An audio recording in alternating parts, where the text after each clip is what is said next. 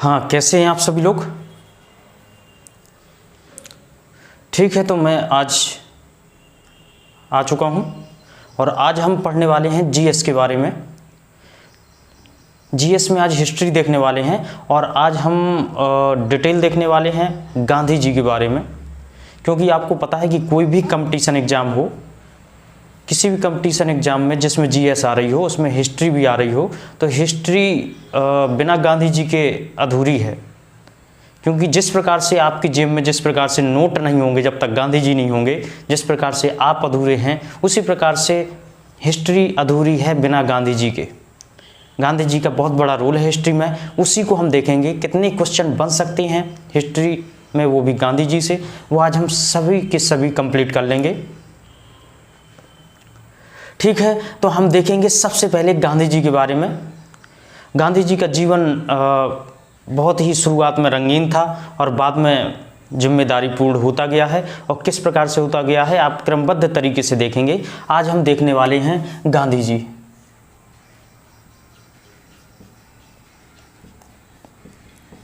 गांधी जी का जितना भी बायोडाटा होगा आज हम पूरा कवर कर लेंगे। जैसा कि आपको पता है, सबसे पहले गांधी जी की चर्चा हो रही है।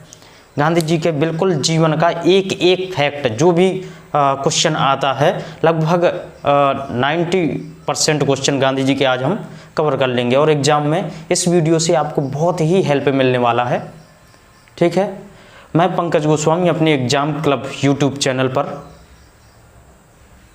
गांधी जी का संक्षिप्त परिचय देने वाला हूं।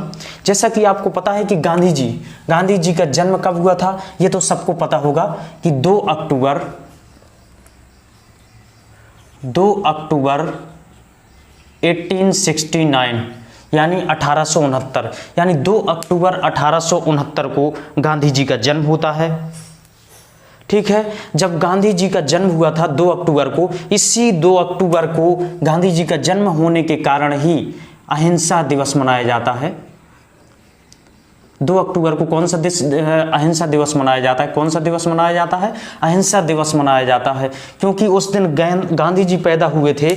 इन्हीं की वजह से भारत ही नहीं पूरे संसार में अहिंसा दिवस मनाया जाता है। यानी 2 अक्टूबर को अहिंसा दिवस यूएन की तरफ से मान्यता दिया गया है और अहिंसा दिवस मनाया जाता है। ठीक है, अब मरने की तक की कहानी हम देख लेंगे इनके। तो आपको पता है 3 प्रकार के दिवस मनाए जाएंगे यहाँ पर। पहला तो हो गया 2 अक्टूबर अहिंसा दिवस, दूसरा 9 जनवरी आप पढ़ेंगे प्रवासी दिवस NRI डे, और तीसरा पढ़ेंगे आप 30 जनवरी जिस दिन इनकी डेथ होती है, शहादत दिवस उस दिन मनाते हैं। वो क्रमबद्ध तरीके से हम देखेंगे, बस आप वीडियो को देखते रहिए। बस आप मेरी आवाज़ अपने कानों तक पहुँचने दीजिए, अपने आप वीडियो और ये जितने भी क्वेश्चन हैं सब कंप्लीट हो जाएंगे। ठीक है, अब हम बात कर रहे हैं गांधी जी की। तो गांधी जी का पूरा नाम है मोहनदास करमचंद गांधी। अब इनका इतना लंबा नाम क्यों पड़ा? इनके पिताजी का नाम अब लिखते हैं हम। इनके पिताजी का नाम था करमचंद गांधी। करमचंद गांधी इनके पिताजी का नाम था, और ये करमचंद गांधी थे जो ये दीवान थे, यानी दीवान थे ये एक। और इनका जन्म कहाँ पर हुआ था? इनका पोरबंदर, इनका जन्म है जो पोरबंदर में काठियावाड़ एजेंसी है। काठियावाड़ एजेंसी में कहाँ पे? गुजरात में हुआ था। कहाँ पे हुआ था? गुजरात में हुआ था। यानी 2 अक्टूबर 1869 को गांधी जी का जन्म पोरबंदर में हुआ था, और ये काठियावाड़ एजेंसी जो कि गुजरात में है, वहाँ पर गांधी जी का जन्म हुआ था। और उसी एजेंसी में गांधी जी के पिता करमचंद गांधी दीवान थे, यानी अंग्रेजी हुकूमत थी उस समय, ब्रिटिश सरकार थी, और उन्हीं के अंडर में दीवान थे। इनके पिताजी और इनके चाचा जी दोनों ही दीवान थे। और उस समय आप समझ सकते हैं दीवान होने का मतलब बहुत ही पैसा था, अच्छा खासा सक्षम परिवार था, पैसे की कोई कमी नहीं थी। ठीक है, तो अब हम समझ सकते हैं कि करमचंद गांधी जो कि दीवान थे, अच्छी खासी सैलरी आती थी इनके घर में, और माता जी का नाम था इनके, क्या था माता जी का नाम? माता जी का नाम था इनके, आपको पता है, पुतली बाई। ठीक है, यानी माता जी यानी पुतली बाई अब हम बात कर रहे हैं पुतली बाई की। तो पुतली बाई जो इनकी माता जी थीं, ये बहुत ही मतलब सात्विक, शाकाहारी, शुद्ध, व्रत रहने वाली, पूजा पाठ वाली लेडी थी। ठीक है, आपको पता है कि बच्चे की जो उत्पत्ति होती है, बच्चा जब पैदा होता है तो सबसे ज़्यादा प्रभावित किससे होता है? अपनी माँ से ही तो होता है। जब इनकी माँ ही पूजा पाठ और शुद्ध शाकाहारी और सात्विक विचारधारा की थी, यहीं से अहिंसा की शुरुआत होती है गांधी जी के लिए। यानी गांधी जी अपनी माँ की विचारधारा को पूरी तरह से अपनाने लगे थे। यानी कह सकते हैं हम कि पुतली बाई की तरह ही, पुतली बाई जो कि माता थी, पुतली बाई की तरह ही गांधी जी भी सात्विक विचारधारा, पूजा पाठ, व्रत इत्यादि पर और सात्विक विचारधारा के थे। बिल्कुल सिंपल और सादा जीवन जीने वाले थे। लेकिन इनके जीवन में बदलाव होगा। और आपको पता है कि एक मनुष्य है, मनुष्य के जीवन में उथल पुथल और बदलाव कब होता है? जब उसका ब्याह हो जाता है। यानी कह सकते हैं हम कि गांधी जी का शादी कब हुआ है? देखते हैं हम। गांधी जी की शादी है जो 1883 में। अब सबसे इंटरेस्टिंग बात है कि 1883 चल रहा था और उस समय ये मात्र 13.5 वर्ष के थे। 13.5 वर्ष की साल में, यानी कह सकते हैं हम कि उस समय बच्चा ही होंगे। पहले बाल विवाह टाइप से प्रचलित थी प्रथा, यानी कह सकते हैं कि जल्दी विवाह हो जाते थे। अब 13.5 साल का बच्चा है, उसकी आप शादी करवा देंगे, उसको कितनी समझ होगी आप समझ सकते हैं। यानी कह सकते हैं हम 13.5 साल की उम्र में 13.5 वर्ष की उम्र में ही इनका शादी हो गया था। किससे? कस्तूरबा गांधी से।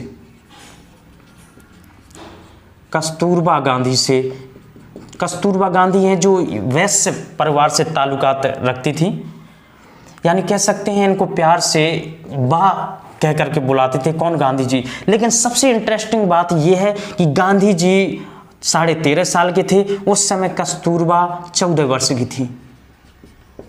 यानी आप समझ सकते हैं कि किसी बच्चे की शादी हो और उससे भी बड़ी उसकी मैडम आ जाए, तो आप समझ सकते हैं कि हुकूमत किसकी चलने वाली है। जाहिर सी बात है कि मैडम की हुकूमत चलेगी। वैसे भी जब बराबर समान उम्र की लड़का और लड़की रहते हैं तो लड़कियों में अधिक मैच्योरिटी आ जाती है लड़कों की अपेक्षा। तो यहाँ तो कस्तूरबा गांधी जी से बड़ी हैं, 14 वर्ष की हैं, तो इसलिए ये फुल मैच्योर थी और समझदार थी। लेकिन गांधी जी कौन थे? बच्चा थे।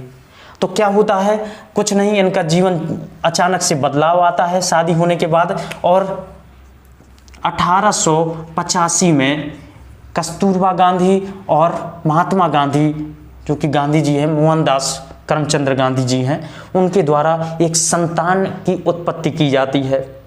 यानी यहीं पे प्रोडक्ट लॉन्च होता है। यानी कह सकते हैं 1885 को पहली संतान होती है। और पहली संतान तो हुई है, लेकिन वो अपरिपक्व थी। यानी कह सकते हैं, आप समझ सकते हैं कि मात्र 15 वर्ष के थे गांधी जी मात्र इस समय 15 वर्ष के थे। और कस्तूरबा जी तो बड़ी ही होंगी, क्योंकि ये 15.5 साल की होंगी, जाहिर सी बात है। तो अब क्या होता है? जैसे ही इनकी संतानोत्पत्ति होती है, पहली संतान होती है, उसकी हो जाती है मृत्यु। और उसकी तो मृत्यु होती है, ये संतान अपने साथ में ले जाते हैं। किसको? गांधी जी के पिता थे मोहनदास करमचंद गांधी, उनकी भी मृत्यु हो जाती है। यानी 1985 में ही उनके पिताजी का भी देहावसान हो गया, यानी मृत्यु हो गई है। इस प्रकार से आपने देखा है कि यहाँ पर 1885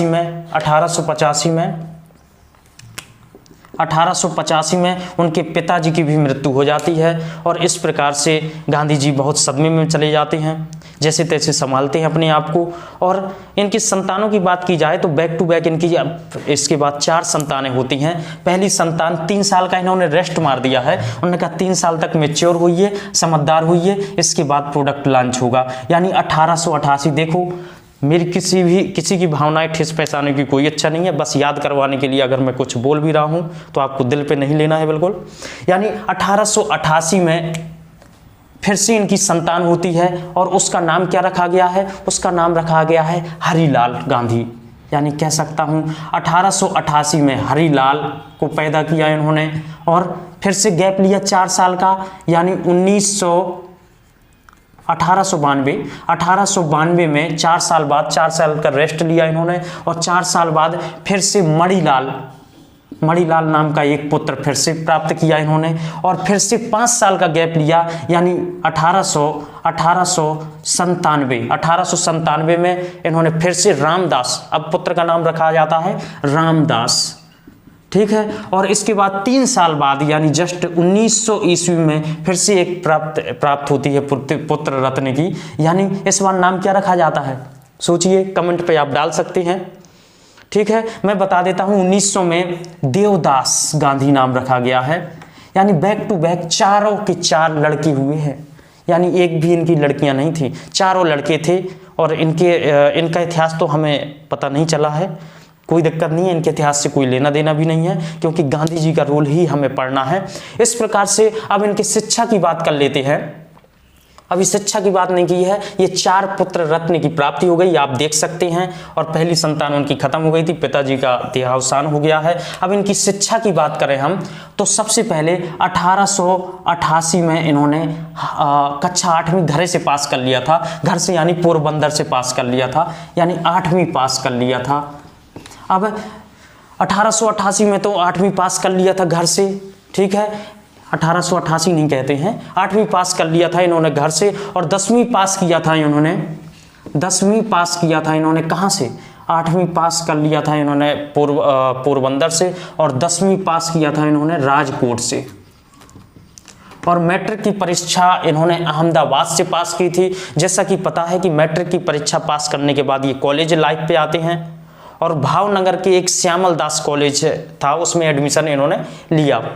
तो श्यामल दास कॉलेज में जैसे ही इन्होंने एडमिशन लेने ही वाले थे भावनगर के, तभी इन्होंने बड़ी दुखी हो जाते हैं परिवार से बिछड़ने के कारण, और कस्तूरबा गांधी की वैसे भी इन्हें बहुत याद सताने लगती है, और अपनी माता जी से भी दूर हो जाते हैं, और ये बीमार पड़ जाते हैं, यानी कुल मिला के अकेलापन इनको सहन नहीं होता है, और बुरी तरह बीमार हो जाते हैं, और ये भाग करके सीधा सीधा पोरबंदर भाग आते हैं, पढ़ाई लिखाई सब त्याग करके। यानी क्या होता है, आपको तो पता है कि जब कोई बच्चा हो और वो छोड़ करके पढ़ाई लिखाई आ जाए तो ज्ञान देने वाले तो बहुत ही आ जाते हैं, ठीक है। यानी हम कह सकते हैं कि उनको ज्ञान देने के लिए उनके ही परिवार के एक मित्र आते हैं, और वो कहते हैं कि आपके परिवार में सबसे ज़्यादा पढ़े लिखे गांधी जी हैं, अगर आप उनका सही से यूज कर लेंगे, आप उनका सही से यूज करते हैं तो वो दीवान की नौकरी आपकी विरासत के रूप में पा सकते हैं, ठीक है। तो उनके परिवार वालों ने पूछा कि हम क्या करें, तो उन्होंने कहा कि ऐसा है कि बैरिस्टर की डिग्री हासिल कराइए, इन्हें लंदन भेज दीजिए। यहीं से लंदन जाने की शुरुआत होती है, यानी हम कह सकते हैं ये 1888 यहाँ गलत था, ये मिटा देता हूँ, आप नोट करते रहेंगे। यानी 1888 में इनकी तैयारी बन जाती है, कहाँ के लिए, 1888 में इन्होंने university college of London, university college of London की तैयारी बन जाती है, और ये चले जाती हैं लंदन। जैसे ही लंदन जाने की तैयारी बनती है, उनकी मम्मी और उनकी पत्नी हाय तौबा मचा देती हैं, अब हमाओ का हुआ है, हमाओ लल्ला चलो, तो बस ये चलने लगता है। बड़े परेशान हो जाते हैं गांधी जी को बड़ा चस्का लगा था कि बाहर जाना है हमें, तो लंदन का माहौल देखना है कैसा है। अब ये लंदन जाने के लिए बड़े बेचैन थे, उन्होंने जैसे तैसे समझाया कि मैं बैरिस्टर का जैसे ही डिग्री हासिल करूंगा तुरंत आपके पास आ जाऊंगा, आप क्यों परेशान होती हैं। तो उसने जैसे तैसे सेटिस्फाई किया सब लोगों को, और 1888 में university of college of London में उन्होंने, यानी सीधी बात यह है 1888 में लंदन के लिए रवाना हो गए और यूनिवर्सिटी कॉलेज में एडमिशन ले लिया है। इस प्रकार से हम कह सकते हैं कि यहीं से शुरू होता है लंदन का जीवन, और लंदन में जाकर के बहुत ही जेंटलमैन बन गए। यानी जेंटलमैन कहने का मतलब है बहुत ही फैसिनेटेड थे, लंदन जाकर के फुल ऐश करने लगे, यानी उनका जीवन अच्छा खासा कट रहा था लंदन में जाकर के। और ये 3 साल लंदन रहे, यानी 3 साल उन्होंने कानून की पढ़ाई की। कितने साल? 3 साल, यानी 1888 से कह सकता हूँ मैं 1891 तक। 1891 में अब इनकी भारत आने की योजना फिर से बनती है। अब ये बताओ 1891 में अगर ये भारत ना आते तो 1892 में दूसरा पुत्र मणिलाल प्राप्त हुआ, कैसे प्राप्त होता? ठीक है, इन्हें तो आने था, ठीक है, आप समझ सकते हैं 1891 में ये भारत वापस लौटे, भारत वापस लौटे। यानी कह सकते हैं कि कानून की पढ़ाई उन्होंने 3 साल पढ़ी और बैरिस्टर की डिग्री हासिल की और 1891 में भारत वापस लौटे। अब जब ये भारत वापस लौटे हैं तो आप समझ सकते हैं ये कोई खेती किसानी तो करेंगे नहीं कि अम्मा ने उनकी जैसे ही 1891 में भारत वापस लौटे हैं तो पता चलता है इनकी माता पुतली बाई का भी निधन हो गया है। यही भारत आने के बाद पता चलता है, पहले कुछ नहीं था पता। अब ये खेती किसानी तो करेंगे नहीं, अब बैरिस्टर बन के आए हैं तो अपने लेवल का ही काम ढूंढेंगे ना। तो सबसे पहले पोरबंदर यानी सबसे पहले राजकोट में उन्होंने वकालत का काम प्रारंभ किया। यानी कह सकते हैं राजकोट में नहीं, बॉम्बे में, सबसे पहले बॉम्बे में उन्होंने वकालत का काम प्रारंभ किया। लेकिन राजकोट में वकालत का काम काफ़ी दिन तक नहीं टिक सके और इनका काम ख़त्म हो जाता है यहाँ से, और ये राजकोट में चले जाते हैं। राजकोट जा कर के अर्जियाँ लेने लगती हैं। किसकी अर्जियाँ लेने लगते हैं? मुकदमे की अर्जियाँ लेने लगते हैं, मुकदमे की अर्जियाँ लेने लगते हैं। और ये काम भी ज़्यादा दिन तक नहीं चल सका और ये काम भी इनका बंद हो गया। तब इनके पास एक ऑफ़र आता है 1893 में। भारत के ही एक व्यापारी थे शेख अब्दुल्ला, दादा शेख अब्दुल्ला नाम के व्यापारी थे, जो कि दक्षिण अफ्रीका में उनका केस चल रहा था। उन्होंने ही गांधी जी को बात बताई कि आप 1 साल के अनुबंध पर गांधी जी तैयार हो जाते हैं और 1893 में दक्षिण अफ्रीका जाने की तैयारी बन जाती है। यानी कह सकते हैं कि 1893 में 1 साल के अनुबंध पर उन्हें वकालत का काम मिलता है और उन्हें दक्षिण अफ्रीका जाने का मौका मिलता है। यानी कह सकते हैं कि 1893 में ये दक्षिण अफ्रीका गए और लेकिन जैसे ही दक्षिण अफ्रीका ये जा रहे थे इनके साथ ही बहुत ही भयानक घटना घटती है। कौन सी घटना घटती है? जैसे ही अब आपको पता है कि आमतौर पर ट्रेन चलती है, तो ट्रेन चल रही होती है, उसमें 3 प्रकार के डिब्बे होते हैं, प्रथम श्रेणी, द्वितीय श्रेणी और तृतीय श्रेणी। तो ये बढ़िया प्रथम श्रेणी का टिकट लेके आराम से बैठे थे और उस समय नस्लीय भेदभाव बहुत चल रहा था। करिया गोरा जो चल रहा हो, ये चल रहा था अच्छा खासा। आपको पता है कि ये बैठे थे प्रथम श्रेणी में, बढ़िया बढ़िया गोरियों के बीच में बैठे थे, ठीक है। तब ये एक अंग्रेज आता है और कहता है कि ये काला कहाँ से आ गया हमारे बीच में। तो अंग्रेज ने इनको समझाया कि ऐसा है कि ये यहाँ पे अनुमति नहीं है, ये प्रथम श्रेणी का डिब्बा में सिर्फ गोरा बैठेंगे। अब गांधी जी भी अपने फॉर्म में थे क्योंकि ये भी तो बैरिस्टर थे। उन्होंने कहा, मैं अपना परिचय दिया, Mahatma Gandhi barrister of India, barrister हूँ और मैं प्रथम श्रेणी का टिकट भी लिए हूँ, मैं क्यों बैठूँ। तो नहीं मानने पर अंग्रेज़ों ने क्या किया इनके साथ, अंग्रेज़ों ने सामान के साथ साथ इन्हें भी उठा करके फेंक दिया। अब फेंका है उठा करके, तो कौन से स्टेशन पे फेंका है? कौन से स्टेशन पे? सेंट पीटर्सबर्ग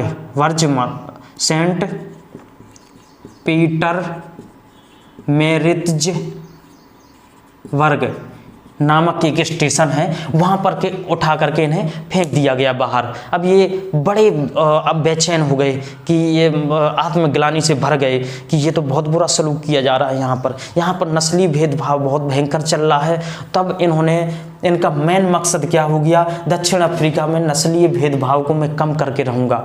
और इस प्रकार से भुगतने के बाद इन्होंने नस्ली भेदभाव को कम करने की पूरी कोशिश की और ये करते रहे काम। और करते करते क्या हुआ कि और अब लगातार प्रयास करते रहे, पूरी तरह ख़त्म तो नहीं कर सके लेकिन काफ़ी प्रयास किया। अब एक कहानी और उस समय चल रही थी दक्षिण अफ्रीका में। जो भारत से मूल निवास करने वाले दक्षिण अफ्रीका में रह रहे थे, तो वहाँ पर जो ब्रिटिश सरकार चल रही थी, ब्रिटिश हुकूमत चल रही थी, वो नागरिकता नहीं दे रही थी। तो नागरिकता नहीं दे रही थी तो इसका इंतजाम गांधी जी ने तुरंत एडवोकेट वाला दिमाग लगाया। उन्होंने कहा वहाँ पर रहने वाले भारतीयों को कि आप ब्रिटिश सरकार में शामिल हो जाइए। उस समय 1906 में जुलू युद्ध चल रहा था। तो उस युद्ध में ब्रिटिश सरकार को गांधी जी ने प्रोत्साहित किया कि आप भारतीयों को भी अपनी सेना में शामिल करिए, ये लड़ेंगे आपके लिए। और भारतीयों को भी कहा कि आपको नागरिकता तो मिल नहीं रही है, क्यों ना इनकी सेना में शामिल हो जाइए, इनका साथ दीजिए, आपको नागरिकता मिल जाएगी अपने आप। तो ऐसा ही हुआ यहाँ पर जितने भी भर्ती हुए उन सबको दक्षिण अफ्रीका में नागरिकता मिलने लगी। और यहाँ से उनका 1906 में गांधी जी का पहला सत्याग्रह प्रारंभ हुआ। सत्याग्रह का मतलब क्या होता है? सत्याग्रह का मतलब होता है सत्य के लिए आग्रह, यानी सत्य के लिए अडिग रहना। मैं सत्य हूँ, मैं अपनी बात मनवा करके ही रहूँगा, यही है सत्याग्रह। पहला सत्याग्रह का प्रयोग दक्षिण अफ्रीका में 1906 में गांधी जी ने ही कर दिया। यहीं से शुरुआत हो जाती है। यहीं से ये समझने लगे कि सत्याग्रह से क्या हुआ, ब्रिटिश सरकार ने इनकी बात मानी। अब इन्हें समझ में आ गया, इनको नस पकड़ में आ गई ब्रिटिश सरकार की कि किस प्रकार से ब्रिटिश सरकार को दबाना है। यहीं से प्रयोग करना इन्होंने शुरू कर दिया। और 1908 में इसी प्रकार की हरकतों की वजह से 1908 में इन्हीं हरकतों की वजह से इन्हें जेल भी जाना पड़ा। यहाँ यानी 1908 में पहली बार गांधी जी जेल गए थे। और इस प्रकार से चलता रहा केस। अब उस समय गोपाल कृष्ण गोखले एक बार दक्षिण अफ्रीका गए। गोपाल कृष्ण गोखले को आपको पता है कि गांधी जी का राजनीतिक गुरु भी कहा जाता है। उन्होंने कहा कि भैया दक्षिण अफ्रीका पे तो आप बहुत अच्छे से संभाल रहे हैं, लेकिन अपने देश का भी तो ध्यान दो, वहाँ भी तो बुरा हाल है, अंग्रेजों ने ऐसी तैसी कर रखी है सबकी। ठीक है, तो अब क्या होता है कि उन्होंने कहा ठीक है, सही समय आने पर मैं अपने पूरे प्रयोग कर लूँ और सही समय आने पर मैं जरूर आता हूँ। ठीक है, इसके बाद क्या होता है, गांधी जी की तैयारी लगती है और 1914 में ये तैयारी कर लेते हैं। कहाँ पर जाने के लिए? भारत वापस जाने के लिए। यानी मैं फिर से मिटा देता हूँ, आप नोट कर सकते होंगे जो करना हो। यानी 9 जनवरी 1915 वो तारीख थी, 9 जनवरी 1915 वो तारीख थी जब गांधी जी भारत लौट आए।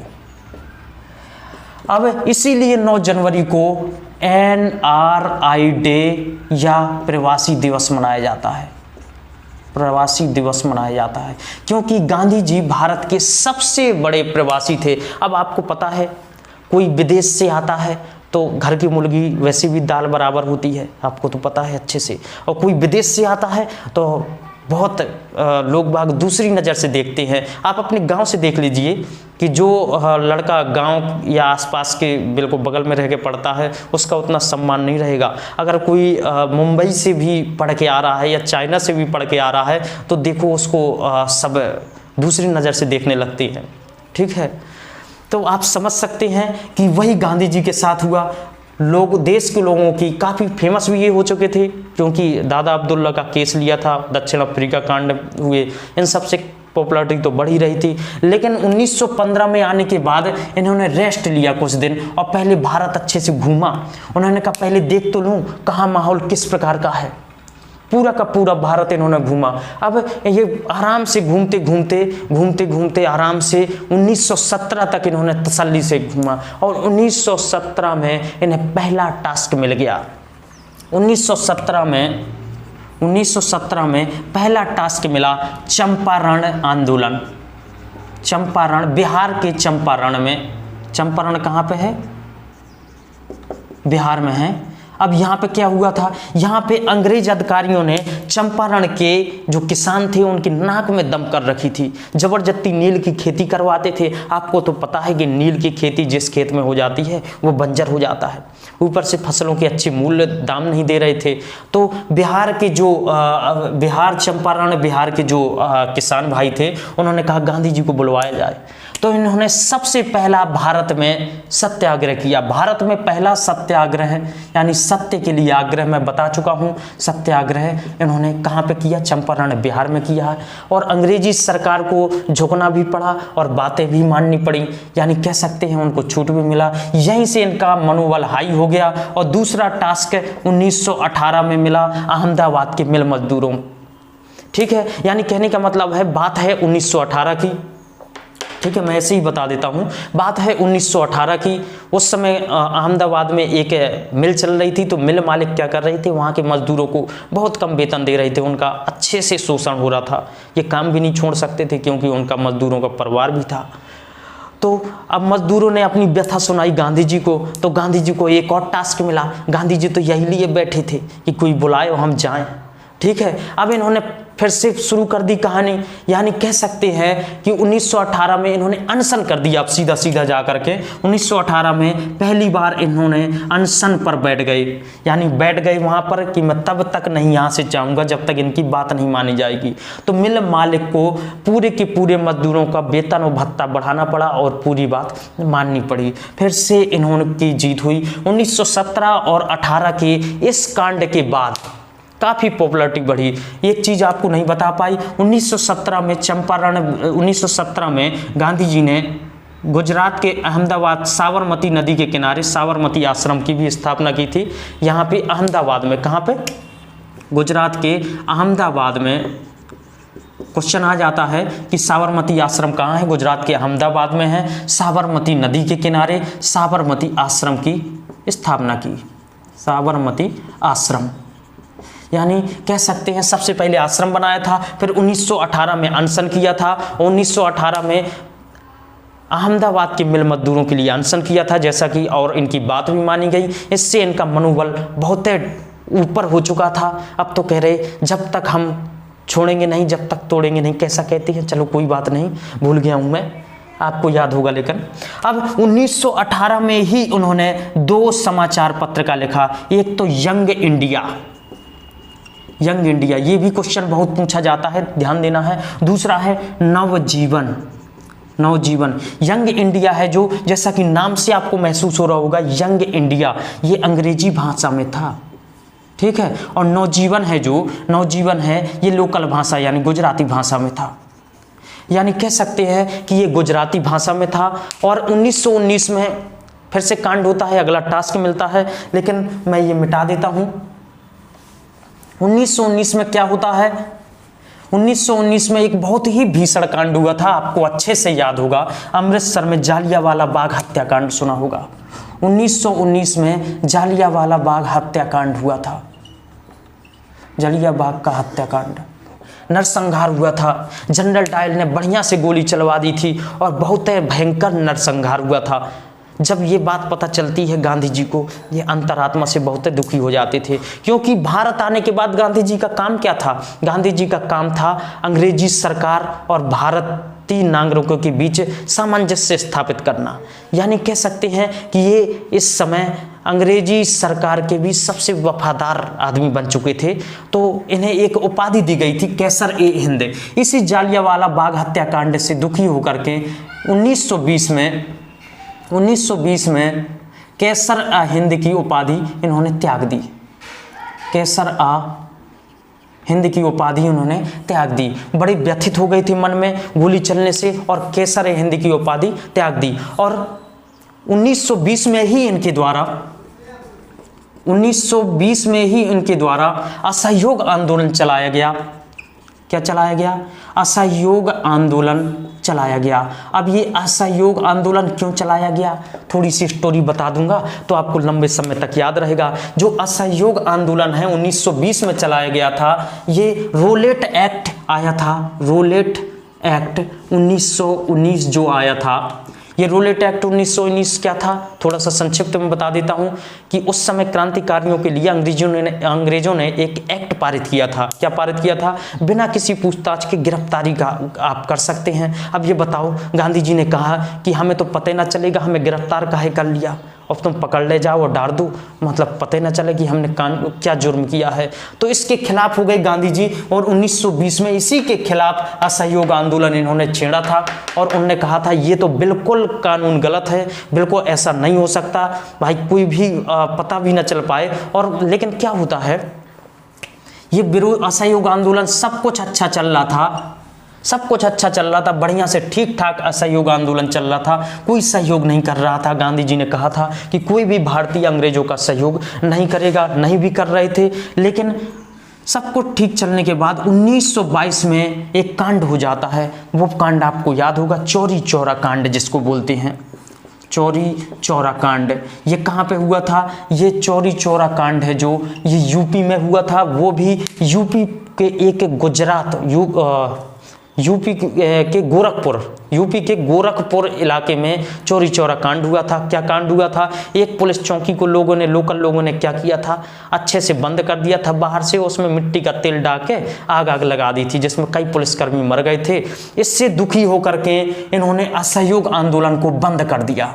1922 में चौरी चौरा कांड से व्यथित होकर के गांधी जी ने असहयोग आंदोलन को समाप्त कर दिया। और इस प्रकार से असहयोग आंदोलन समाप्त होने के बाद अब क्या होता है, अब ये आराम से बैठ गए हैं और चौरी चौरा कांड के बाद कुछ दिन के लिए और तुरंत गिरफ्तार भी कर लिया जाता है। इसी में ब्रिटिश सरकार के खिलाफ या भारत सरकार के खिलाफ जाने के लिए इनको गिरफ्तार किया जाता है और 6 साल की सज़ा सुनाई गई थी और 1922 में ही गिरफ्तार किया गया था। लेकिन 2 साल बाद 1924 में ही इन्हें बीमारी के कारण छोड़ दिया गया था, क्योंकि इनका स्वास्थ्य बहुत बिगड़ गया था और कस्तूरबा गांधी की भी तबीयत लगातार बिगड़ रही थी।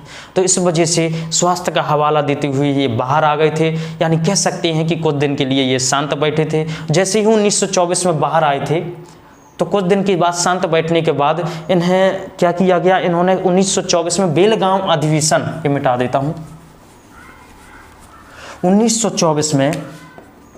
1924 में बेलगांव अधिवेशन, एकमात्र अधिवेशन है ये बेलगांव अधिवेशन। कहाँ पे है ये बेलगांव अधिवेशन? कर्नाटक में हुआ था बेलगांव अधिवेशन। कहाँ पे? कर्नाटक में। भारतीय राष्ट्रीय कांग्रेस के उस समय अध्यक्ष रहे थे कौन? महात्मा गांधी। एकमात्र अध्यक्षता यही की थी उन्होंने बेलगांव, इसीलिए ये थोड़ा इंपॉर्टेंट हो जाता है।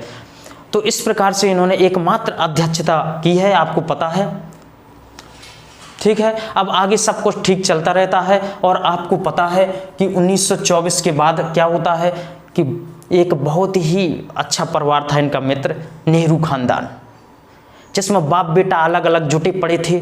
यानी भारतीय राष्ट्रीय कांग्रेस के साथ पुत्र था, यानी जवाहरलाल नेहरू था, और स्वराज पार्टी गठित कर ली थी किसने? मोतीलाल नेहरू ने। तो इन्हीं की भी सामंजस्य बैठाने में इनका टाइम काफ़ी बर्बाद हुआ और इस प्रकार से तालमेल बनाते रहे और ये सब घटनाएं होती लेकिन क्या होता है कि इनका प्लान बना गांधी जी का कि अंग्रेजों के खिलाफ उनकी कानूनों को कैसे तोड़ा जाए। कि भारतीय संस्कृति में एक परंपरा है कि आप जिसका नमक खाते हैं उसकी बात आपको माननी पड़ती है, यानी जिसका आप नमक खाएंगे उसकी बात भी आप मानेंगे। तो इसी से गांधी जी इसी को गलत सिद्ध करने के लिए गांधी जी ने 1930 में, यानी पूरा डेट मैं लिख देता हूँ, 12 मार्च 1930 से उन्होंने दांडी मार्च, नमक कानून के विरोध में नमक बनाने के लिए दांडी मार्च आरंभ किया। 12 मार्च 1930 से कौन से सन तक चली इनकी यात्रा? इनकी यात्रा चली है 6 अप्रैल 1930 तक चली है और ये 78 सहयोगियों के साथ लगभग कितने किलोमीटर होगा? लगभग 328 किलोमीटर, लगभग 328 किलोमीटर की दूरी तय करके ये समुद्र के किनारे पहुंचते हैं और 6 अप्रैल 1930 को नमक का कानून, एक मुट्ठी कानून बना करके तोड़ देते हैं। और इस प्रकार से आपको पता है नमक कानून तोड़ने के बाद ये चालू कर देते हैं सविनय अवज्ञा आंदोलन। यहीं से शुरुआत होती है सविनय अवज्ञा आंदोलन। यानी कह सकते हैं हम कि भारतीय लोग भी अब नमक बनाने लगे थे और अपना नमक खाने लगे थे, इसलिए अब ब्रिटिश कानूनों को नहीं मानेंगे और सविनय अवज्ञा आंदोलन की शुरुआत हो जाती है गांधी जी के द्वारा। ठीक है, यानी कह सकते हैं सविनय अवज्ञा आंदोलन कब स्टार्ट हुआ था? 1930 में ही स्टार्ट हो गया था। ठीक है, लेकिन अब क्या होता है, अंग्रेजी सरकार तड़फड़ा जाती है, फड़फड़ा जाती है, उनका दिमाग खराब हो जाता है। उन्होंने कहा ऐसे कैसे हो सकता है, सत्ता हाथ से इतनी जल्दी नहीं निकलने देंगे।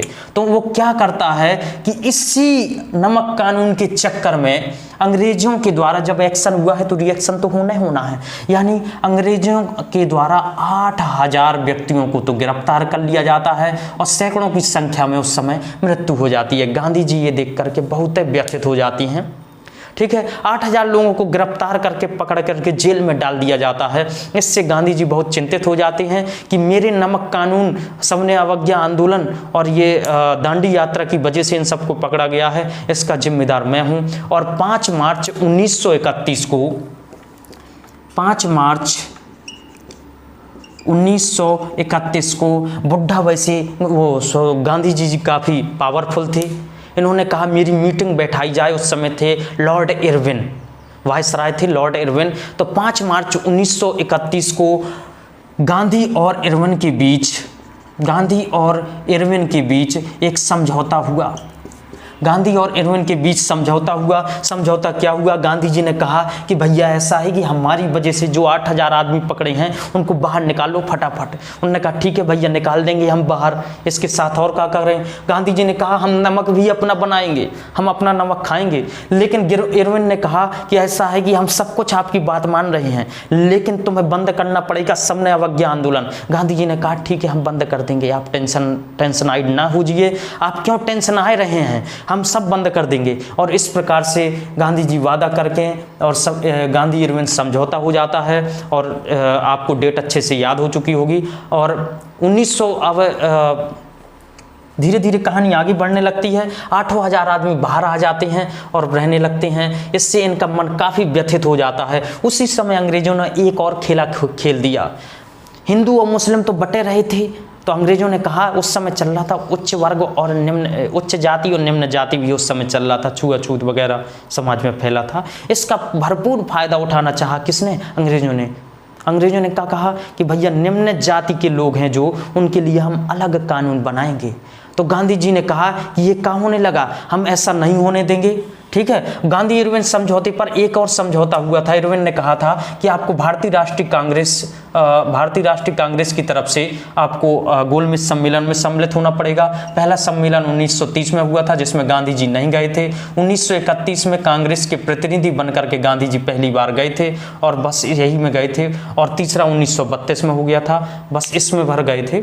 ठीक है, अब क्या होता है, अब 1932 की बात हम करने लगे थे और निम्न जाति के लिए अलग कानून की बात करने लगे थे। तो निम्न जाति के लिए अलग कानून बन जाएगा तो फिर वैसे हिंदू भी बढ़ जाएगा आपस में। गांधी जी को ये पसंद नहीं आया। उन्होंने कहा ऐसा है कि ये छुआछूत मिटाओ। और उन्होंने क्या किया, हरिजन संघ नाम से एक स्थापना कर दी। यानी कह सकते हैं कि 1932 में ऑल इंडिया हरिजन समाज की स्थापना की। 1932 में ऑल इंडिया हरिजन समाज की स्थापना की और उच्च जाति के लोगों से कहा कि आप निम्न जाति के लोगों के घर खाना खाइए, गले लगिए, भाईचारा बढ़ाइए, नहीं तो ये अंग्रेज तुम्हें भी बांट देंगे ढंग से, और बांट देंगे तो फिर काटेंगे भी ढंग से। अभी नहीं समझ रही हो, ठीक है। समझाने पर काफ़ी कुछ काम किया और उन्होंने एक पत्रिका भी निकाली। 2 तो पहले निकल चुकी थी। 1933 में हरिजन नामक समाचार पत्र का निकाला, हरिजन नामक समाचार पत्र निकाला, जो कि किस भाषा में था? शायद मराठी भाषा में था, आप चेक कर लेना थोड़ा सा। ठीक है, ये मराठी भाषा में था। और इस प्रकार से आपको पता चला कि हरिजनों के लिए भी गांधी जी ने काफ़ी योगदान दिया है। और अब उपाधियों का दौर शुरू हो जाता है। उपाधियों के बारे में बात कर लेते हैं। ये मिटा देता हूँ, लेकिन इससे पहले आप नोट करना हो तो कर सकते हैं। अब उपाधियों के बारे में बात हो रही है तो आपको पता है कि उस समय सुभाष चंद्र बोस भी अपने फॉर्म पे चल रहे थे, अच्छी बैटिंग करने में लगे थे। यानी सुभाष चंद्र बोस को महात्मा गांधी ने, किसने? महात्मा गांधी ने क्या कहा? महात्मा गांधी ना कहेंगे, इस समय करमचंद गांधी कहेंगे या गांधी जी कह लेंगे। अभी महात्मा की उपाधि नहीं दी गई है। गांधी जी ने सबसे बड़ा सुभाष चंद्र बोस को गांधी जी ने क्या कहा? राष्ट्रभक्त कहा। अब ये बताओ, जब एक्शन हुआ है तो रिएक्शन तो होने था। जब गांधी जी ने उसको राष्ट्रभक्त कह दिया है तो उन्होंने कहा हम क्या कह दें, तो उन्होंने भी बढ़िया संबोधित करते हुए कहा, राष्ट्रपिता कह करके पुकारना शुरू कर दिया और गांधी जी को राष्ट्रपिता कहने लगे। कौन? सबसे पहले सुभाष चंद्र बोस ने ही राष्ट्रपिता का दर्जा दिया था। किसको? महात्मा गांधी को। यानी आप समझ सकते हैं यही कहानी हुई थी रविंद्रनाथ टैगोर के साथ। रविंद्रनाथ टैगोर और गांधी जी बोलेंगे अभी, राष्ट्रपिता गांधी जी के साथ यही घटना घटी। अब गांधी जी ने रविंद्रनाथ टैगोर को गुरुदेव कह दिया। क्या कह दिया? गुरुदेव। और जैसे ही इनको गुरुदेव कह दिया, इनके मन में लड्डू फूट पड़े। इनने कहा भैया एक्शन का रिएक्शन फिर से हुआ, आप तो महात्मा हैं। और इन्होंने ही सबसे पहले महात्मा की दर्जा दिया था, यानी इनका पूरा नाम महात्मा गांधी पड़ गया यहीं से। किसके कहने पे? रविंद्रनाथ टैगोर के कहने पे। आप समझ सकते हैं, एक दूसरे को बढ़िया से उपाधि दिया गया। और तब तक काफ़ी संघर्ष चल रहा था और उस समय गांधी जी भी काफ़ी उब चुके थे, टेंशन यहाँ गए थे अंग्रेजों का हाल देख देख के। वो तो शोषण पे शोषण किए जा रहे थे, ठीक है। यानी 1942 में शुरू हो गया कार्यक्रम। कौन सा? 1942 में कार्यक्रम शुरू हो जाता है भारत छोड़ो आंदोलन। भारत छोड़ो आंदोलन, भारत छोड़ो आंदोलन शुरू हो जाता है। और इसी में गांधी जी ने कहा था करो या मरो। इन्होंने करो या मरो का नारा दिया था उब के। ये वही गांधी जी हैं जो सत्ता और अहिंसा के पुजारी थे, जो मम्मी के अपने बचनों पर लगातार चले जा रहे थे, शुद्ध शाकाहारी थे। लंदन में भी जाके उन्होंने मांस गोश्त नहीं सीख पाया था, जबकि वहाँ खाना शाकाहारी नहीं मिलता था। वहीं से उनकी लंदन में बिल्कुल शाकाहारी रहे और लगातार शाकाहारी रहे और व्रत रहते हुए अपने आप को आत्मशुद्धि करने में लगे रहते थे एकदम। यानी कह सकते हैं करो या मरो का नारा दिया। लेकिन पता है ये अहिंसा से कहा था। अब हमें पता नहीं है कि अहिंसा से करो या मरो कैसे होता है, यह आप समझ सकते हैं अच्छे से, ठीक है, कोनो दिक्कत नहीं। यानी 1942 में भारत छोड़ो आंदोलन किया और उन्होंने लास्ट पे कह दिया कि करो या मरो। लेकिन क्या होता है कि उस समय पाकिस्तान द्वितीय विश्व युद्ध अच्छा खासा चल रहा था। द्वितीय विश्व युद्ध में काफ़ी कुछ हुआ था और उस समय भारत ने शायद साथ भी दिया था, ठीक है। और सुभाष चंद्र बोस वगैरह की दुर्घटना में मृत्यु हो चुकी थी। तो इस प्रकार से पाकिस्तान की मांग उठने लगी थी, अपना राष्ट्र दो भागों में डिवाइड होने जा रहा था। तो क्या होता है कि इसी के बीच में 1946 में कैबिनेट मिशन आया। कैबिनेट मिशन लगा था कि कहाँ से क्या किया जाए, ठीक है। और उस समय अच्छे खासे दंगे हो रहे थे लगातार, क्योंकि मुस्लिम लीग और भारतीय राष्ट्रीय कांग्रेस, जो कांग्रेस है और मुस्लिम लीग है, उनके बीच सामंजस्य न बैठने के कारण लगातार दंगे हो रहे थे। हिंदू मुसलमान मारे जा रहे थे लगातार, अच्छी खासी खाई आ चुकी थी। तो धर्म के आधार पर लास्ट पे निर्णय लिया जाता है कि देश को दो भागों में बांटा जाएगा, ठीक है। यानी देश को दो भागों में बांटा जाएगा। और 1942 में एक चीज़ छूट रही है, इसी समय आया था क्रिप्स मिशन। 1942 में ही एक क्रिप्स मिशन आया था। क्रिप्स मिशन आया था। इस मिशन की खासियत क्या थी? ये मिशन जो कानून आया था, क्रिप्स नाम का अंग्रेज अधिकारी था, क्रिप्स मिशन उसी के नाम पे पड़ गया था।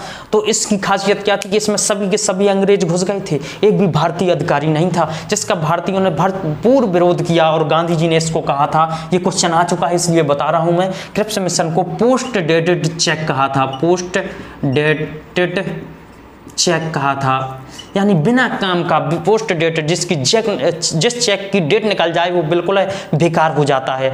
उसी प्रकार था ये क्रिप्स मिशन, किसके लिए? गांधी जी के लिए। इस प्रकार से हम कह सकते हैं कि 1946 में कैबिनेट मिशन आया और उससे पहले कई दंगे हुए जिसमें हिंदू मुस्लिम मारे और धर्म के आधार पर देश का बंटवारा किया जा रहा था। यानी कह सकते हैं कि मुस्लिम बहुल इलाकों को पाकिस्तान को दे दिया गया था और हिंदू बहुल इलाकों को भारत को दे दिया गया था, दो भागों में बांटा गया था। यानी इस प्रकार से सब कुछ सही चल रहा था। और 14 अगस्त 1947 को पाकिस्तान को आज़ाद कर दिया गया था और 15 अगस्त 1947 को भारत को आज़ाद कर दिया गया था। दोनों राष्ट्र बन चुके थे जब तक। और क्या होता है आगे? सब कुछ सही चल रहा था, लेकिन तभी ये बात पसंद नहीं आती है। एक आरएसएस के ही कर्मी रहते हैं जिनका नाम था नाथूराम गोडसे।